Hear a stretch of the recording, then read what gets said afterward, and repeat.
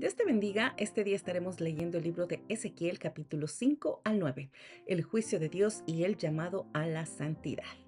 En estos capítulos vemos cómo Dios manda al profeta a realizar otro acto simbólico: raparse la cabeza y la barba, dividiendo el cabello en tres partes para representar el destino de Jerusalén. Algunos morirán por plaga, otros por hambre y muchos por la espada. Otros también serán esparcidos entre las naciones. Estos capítulos de Ezequiel nos permiten comprender que Dios es justo y que no pasa por alto el pecado. Su justicia comienza en su casa, que es el templo y su pueblo, pero también muestra una gran misericordia al guardar un remanente fiel. Gloria al Señor por su gran misericordia. Comenzamos leyendo Ezequiel 5.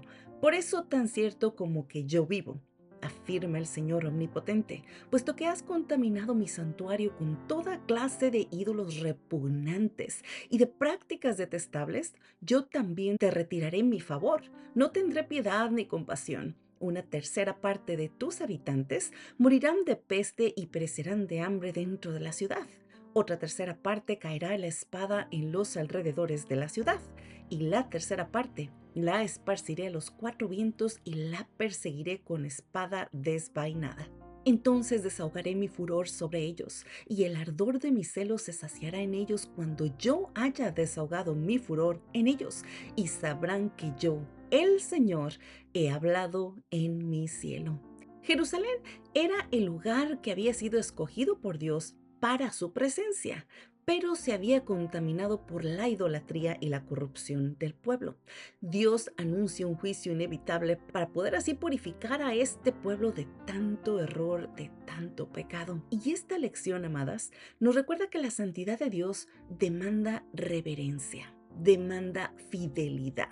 Y es que es tan importante darnos cuenta que no podemos estar diciendo que conocemos a Dios cuando ni siquiera tenemos la más mínima idea de su santidad. ¿Qué es lo que Él desea y merece debido a esa santidad? La idolatría, ya sea de imágenes, la idolatría de prioridades equivocadas, cualquier tipo de idolatría en nuestras vidas va a traer consecuencias. Lo vimos en el pueblo de Israel en los tiempos de los reyes, cómo constantemente se apartaban también para adorar a dioses falsos, y Dios usó a Elías para confrontar la idolatría en ese tiempo. Hoy nosotros también somos presos de la idolatría. Y es que la idolatría, mis amadas, puede tomar cualquier forma. Por ejemplo, la idolatría al dinero. ¿Qué tal cuando éste se convierte en el Dios que reina en nuestra vida? El poder, el placer, la autosuficiencia. Cuando algo, cualquier cosa, ocupa el lugar de Dios, es idolatría. Necesitamos, mis amadas, reconocer cuál es el error, a qué Dios le estamos permitiendo direccionar nuestra vida, en quién nos estamos refugiando, en quién estamos creyendo. Y hay que venir en arrepentimiento y pedirle perdón a Dios para ponerle a Él en el centro de nuestras vidas, a reinar en nuestra vida como el Dios soberano y todopoderoso que Él en realidad es. En Ezequiel 8 del 6 al 9 dice: y me dijo: hijo de hombre, ¿ves lo que están haciendo? ¿Ves las repugnantes prácticas detestables que aquí realiza la nación de Israel y que me alejan de mi santuario? Pero todavía verás prácticas más repugnantes. Luego me llevó a la entrada del atrio, y allí vi un agujero en la pared y me dijo: hijo de hombre, abre un boquete en la pared. Cuando lo abrí y vi por la puerta, y me dijo: entra y observa las prácticas detestables que ellos realizan aquí. En una visión, Dios le mostraba a Ezequiel las abominaciones, lo terrible que estos líderes espirituales hacían en secreto dentro del pueblo. Lo oculto para los hombres era simplemente visible para Dios. Y es que, amadas, no hay nada, absolutamente nada, que tú y yo podamos hacer que esté oculto ante la presencia de Dios. Dios ve aún lo que tenemos escondido, lo que hacemos a escondidas de nuestra familia, lo que hacemos a escondidas en nuestro trabajo, todo eso que nos causa hasta una emoción nueva porque creemos que nadie se va a dar cuenta. Dios lo sabe. No hay pecado secreto delante de Él. Esta es una gran lección. Recordemos cómo también en Josué 7 se relata cómo Acán escondió un botín prohibido. Y aunque parecía que nadie se había dado cuenta porque él había sido muy cuidadoso con los detalles, Dios lo expuso. ¿Recuerdas? En la actualidad, en esta era digital que es terriblemente peligroso, hay muchas tentaciones, hay muchos pecados que se esconden detrás de las pantallas o de las vidas privadas. Todo lo que creemos que hacemos en el celular a escondidas, aun cuando creemos que lo borramos, que podemos deshacernos de todas las pruebas que nos ponen en evidencia, siempre hay una manera de cómo ser expuestos. Amados, hay que cansarnos de jugar este juego peligroso. Hay que recordar que Dios conoce lo más íntimo que hay en nuestro corazón, porque podremos decirle a nuestro esposo, a nuestra esposa, todo lo que queremos, pero en realidad Dios sabe lo que estamos haciendo a escondidas. Y esta porción bíblica nos demuestra la manera en cómo Dios repugna la mentira, cómo Él no desea que nosotros caigamos en ese juego, en ese pecado diabólico de mentir, de creer que lo que hacemos a escondidas es correcto porque nos causa emoción. Este es el momento en el que Dios nos está llamando a vivir una vida pura, una vida santa, una vida alineada a lo que Él ya nos ha venido pidiendo desde el tiempo de los israelitas. No solamente porque Él lo desea, sino para nuestro propio bien. Hay que despertar a la realidad. Nada bueno nos va a traer la mentira. Nada bueno nos va a traer lo oculto, porque Dios todo lo saca a la luz. Bendito sea el Señor. En Ezequiel 9 leemos: el Señor le dijo: recorre la ciudad de Jerusalén y pon una señal en la frente de todos los que gimen y se lamentan por todas las prácticas detestables que se cometen en ella. A los otros les dijo en mi presencia: recorran la ciudad detrás de él y maten sin compasión ni piedad. Acaben con los viejos, con los jóvenes, las muchachas, los niños y mujeres, pero no toquen a los que tengan la señal. Comiencen por mi santuario.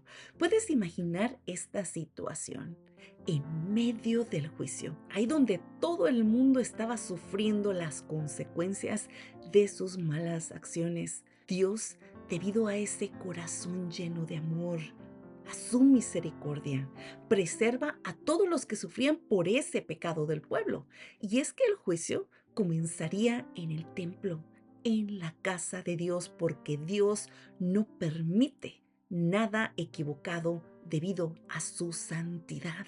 Él no puede habitar en un lugar que esté corrompido por el pecado. Y esta lección es sumamente importante, ya que podemos ver que la fidelidad de Dios es grande, aún en medio de la sociedad corrupta.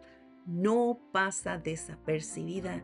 Él no se olvida de nosotros debido a nuestros pecados repugnantes. Él cuida, Él no se olvida de aquellos que aún entre esa corrupción, que aún viviendo en medio del pecado, nunca se rinden y continúan viviendo en fidelidad. Todos aquellos que son fieles a Dios aún en medio del pecado, Dios les otorga la protección y los cuida para ser ese remanente fiel que siempre espera y cree en el Señor. Aleluya. Recordemos cómo en Egipto Dios también protegió a los israelitas durante las plagas, especialmente la plaga de los primogénitos. Cuando marcaron ellos las puertas con sangre, todos los muchachos de Egipto se murieron, pero los hijos de los israelitas no, debido a la misericordia de Dios. Nosotras, mis amadas, cuando nos mantenemos íntegras en medio de la corrupción, en medio de la presión social, en medio del pecado, reflejará que estamos siendo sellados por Dios de la manera en que Él lo está diciendo en Ezequiel. Y Él nos va a guardar en su propósito eterno. Todas las situaciones que se presentan en nuestras vidas son precisamente para probar nuestra fe, para ver qué tan grande es nuestro compromiso con Dios en medio del proceso, en medio del problema, en medio de la carencia, en medio de la enfermedad, en medio de las situaciones que nos quebrantan y queremos hacer lo incorrecto y hasta tener esa idolatría a cosas o personas que creemos nos van a dar una solución inmediata. Hay que comprender que el propósito de Dios es eterno. Así que hoy les invito, mis amadas, a continuar manteniéndose firmes, a creer que hay un Dios que está siempre mirando todo lo que sucede, que Él continúa dejando ese sello de su Espíritu Santo en tu vida cuando ve que tú eres una persona íntegra y con una fe inquebrantable, porque estás cimentada en nuestro Señor Jesucristo. Gloria al Señor. En 1 de Pedro 4:17 dice, porque es tiempo de que el juicio comience por la familia de Dios. Y si comienza por nosotros, ¿qué fin les espera a los que no obedecen el Evangelio de Dios? Pedro le escribía a los cristianos perseguidos, recordándoles que la santidad de Dios demandaría un testimonio fiel. Y todo esto comenzaría con ellos, el pueblo. Ya vimos cómo en Ezequiel el juicio comenzaba también en el templo, en donde se supone habitaba la presencia de Dios. También hoy en la iglesia, Pedro nos permite comprender que la santidad comenzará en nuestras vidas, en nuestros hogares, en nuestras familias, en nuestro pueblo. Hoy en la iglesia debemos de examinarnos. Debemos de arrepentirnos tan pronto tengamos el entendimiento que estamos viviendo una vida equivocada y comenzar a vivir en santidad. Hoy es el día, mis amadas, en que debemos de pedir la presencia del Espíritu Santo que nos dará la fortaleza de caminar paso a paso, día a día, eligiendo lo que es correcto, no lo que se nos ofrece allá afuera, no lo que está de moda, no lo que o los amigos o la misma familia nos invite, sino lo que Dios nos está pidiendo en su palabra, sin olvidar que Dios disciplina a los suyos para purificarlos, no para dañarlos, no porque es un Dios malo, sino porque Él desea que nosotros seamos pulidos. Él desea que seamos puros. Él desea mostrarnos su gloria. Hoy te invito a recibir esta invitación que Dios nos hace nuevamente, de regresar al camino correcto, de comprender que solamente cuando somos fieles, cuando nos mantenemos firmes en fe, vamos a continuar siendo protegidos por Dios. A recordar que aunque la vida sea difícil, a recordar que aun cuando sentimos que estamos nadando contra corriente y que nada hace sentido, tenemos la fortaleza y la llenura que el Espíritu Santo nos puede proveer siempre y cuando nos presentemos ante Él con un corazón contrito y humillado. Así que no temas, así que no caigas en la trampa del enemigo, no caigas en la mentira, no temas en regresar a Dios tan pronto reconozcas tu error y no olvides que Él está allí, listo para continuar protegiéndote como su tesoro más grande. Hoy te pregunto, ¿hay áreas ocultas en tu vida que necesitas rendir a Dios? ¿Tu corazón gime por el pecado de la sociedad y de la iglesia como los que fueron marcados en Jerusalén? ¿Qué cosas podrían estar ocupando el lugar de Dios en tu vida? Vamos a orar. Gracias, Padre amado, Padre santo de misericordia. Padre, reconozco que tu santidad es perfecta y que tu juicio es justo. Padre, te pido que examines nuestros corazones. Te pedimos que nos limpies de todo ídolo, de todo pecado oculto, Señor, de eso que no hemos comprendido, que no te agrada. Padre, te pedimos que nos des un espíritu sensible para poder lamentar el mal que te ofende. Padre, ayúdanos a vivir con fidelidad en medio de este mundo que cada día se aparta más de ti. Te agradecemos porque sabemos que en Jesucristo, nuestro Señor y Salvador, tenemos esperanza y protección eterna. Y en su nombre oramos el día de hoy. Amén y amén. Recuerden, amados, que cada día es una nueva oportunidad para confiar en la dirección de Dios y para descansar en su presencia, avanzando con la certeza de que Él está con nosotros guiándonos hacia su propósito eterno. Que Dios te bendiga. Se despide tu amiga Alejandra Higgs. Hasta la próxima.